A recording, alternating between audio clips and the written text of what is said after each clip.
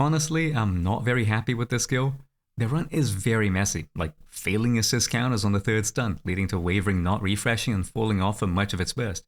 Or misjudging Dialyn's energy regen on the fourth stun, where I got her EX special when I wanted a regular one, so I didn't get Mountain Tremor Wrath's damage out. And then panicking at the end by not doing Crushing Peaks into Toppling Mountain after the converted ultimate, which almost cost me the run. Even still, some optimizations over the previous one meant it didn't matter, specifically by being able to integrate the Earthshaker Mountain Tremor Wrath string in combos. I'll explain more on how in my full guide, and by far and away the most important, managing the Miracle 4-4-4 split, that being 4 stuns, 4 Visage of Wrath, and 4 ultimates. This was the first 4-4-4 run I've gotten, but clearly it shows that if you can manage your decibels alongside Daze build and Visage of Wrath generation, even with a bunch of mistakes, Banyue can kill. None of this changes my observations from my Banyue teams and Deadly Assault rotation guide though. It may seem strange that I hold steadfast in my opinion given I can, well, kill, not with 40 plus substats but 38. Then you look under the hood and see the amount of secondary rows and the stat distribution and it starts to make a little more sense. At the very least, Banyue is definitively stronger than Manato. Yes, even without his signature Wenjin. The difference is that it does take a fair bit more work for that to be true if you're using puzzles here on Banyue. After all, with a P5 Gorilla Wisp, Manato is no slouch either.